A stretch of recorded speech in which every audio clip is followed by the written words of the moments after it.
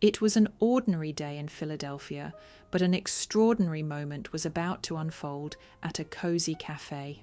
As Barron Trump sat alone, enjoying a quiet afternoon, little did he know that his life was about to be interrupted in the most shocking way. "Do you think you're better than all of us?" The angry voice shattered the calm atmosphere of the small cafe. People froze, their conversations stopping mid-sentence. Cups hovered in the air as every eye turned to the corner table by the window. There, a tall young man sat quietly, a book in hand, his head tilted slightly upward to face the man towering over him. The man, older and visibly upset, looked as though he had carried years of frustration to this exact moment. The young man was Barron Trump. Dressed simply in a hoodie and jeans, he had hoped to spend a quiet afternoon reading in peace. He wasn't expecting to become the focus of such hostility. "You have no idea what real life is like," the man continued, his voice trembling with a mix of anger and something deeper, pain. His hands rested on the edge of Barron's table, knuckles white from gripping it tightly. Barron slowly closed his book and placed it on the table. His face remained calm, his expression unreadable, as if he were trying to decide whether to respond. Around them, the cafe was silent. Even the barista behind the counter had stopped mid-pour, watching the scene unfold. Before we continue, please consider subscribing to support more inspiring stories. Thank you for being here now. Back to the story. "I'm sorry if I've upset you," Barron said finally, his voice steady. "What's wrong?" the man scoffed. "What's wrong? Look at you, sitting here like you don't have a care in the world. You've probably never struggled a day in your life. People like me, we're invisible to people like you." Barron tilted his head slightly, his tone calm but curious. "What makes you think I don't care?" The man's eyes narrowed. "Because you don't have to. Everything you've ever needed or wanted, handed to you. People like me, we've had to fight for everything, and it's still not enough. You wouldn't last a day in my shoes." Barron took a deep breath and nodded slowly. "You're right. I've been fortunate. I've never had to worry about basic needs, and I can't imagine the struggles you've faced. But maybe, instead of assuming, you could tell me your story." The room seemed to hold its breath. The man blinked, clearly caught off guard by Barron's response. "You want me to tell you?" he asked, his voice quieter now. "Yes," Barron said. "I'd like to understand." The man hesitated, his anger softening slightly. After a moment, he pulled out the chair across from Barron and sat down, his shoulders still tense. "I had a good job once," he began, his voice heavy with bitterness.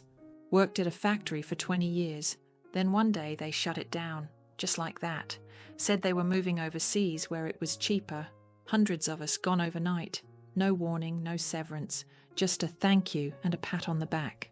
Barron nodded silently, letting him continue. "I tried to stay strong.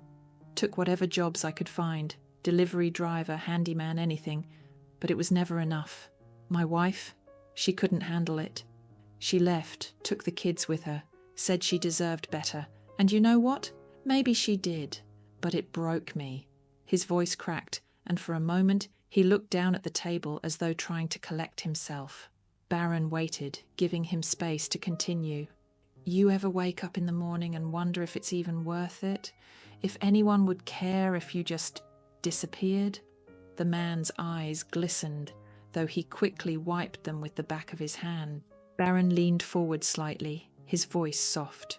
"I'm sorry you've had to go through that. It sounds like you've carried a lot on your shoulders." The man sniffed, his posture relaxing a fraction. "Yeah, well, people like you don't get it. You've got everything handed to you. You'll never know what it's like to be invisible, to feel like the world's just passing you by." Barron looked at him thoughtfully. "You're right. I'll never fully understand your struggles. But I do know what it's like to feel judged." The man raised an eyebrow. "Judged? You?" "Yes," Barron said simply. "Everywhere I go, people assume they know me because of my name. They don't see me as a person. They see a stereotype. It's frustrating, feeling like no one really knows who you are. I think that's something we might have in common." The man stared at Barron, his expression softening. He leaned back in his chair as though the weight of his anger had suddenly lessened. I guess I never thought about it like that. Barron offered a small smile. Most of us are more alike than we realize. We all have pain, and we all just want to be seen and heard. The man let out a deep sigh, his shoulders slumping. I've been so angry for so long, I don't even know what to do with it anymore. Maybe start by letting some of it go, Barron suggested gently. It's not easy, but holding on to it only makes things harder. The man nodded slowly, as if considering Barron's words. After a long pause, he extended his hand across the table. I'm sorry for judging you without knowing you.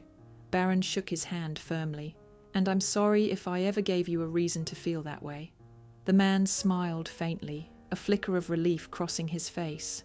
You're not what I expected. Neither are you, Barron replied with a small laugh. The tension in the cafe had dissolved, replaced by a sense of quiet understanding. The other patrons, who had been silently observing, exchanged smiles. The barista wiped a tear from her eye before returning to her work. As the man stood to leave, he turned back to Barron. Thank you, he said simply. Barron nodded. Take care of yourself. After the man left, the cafe felt different. Conversations resumed, but there was a new warmth in the air, as if the encounter had reminded everyone of something important. Barron picked up his book, but he didn't open it right away.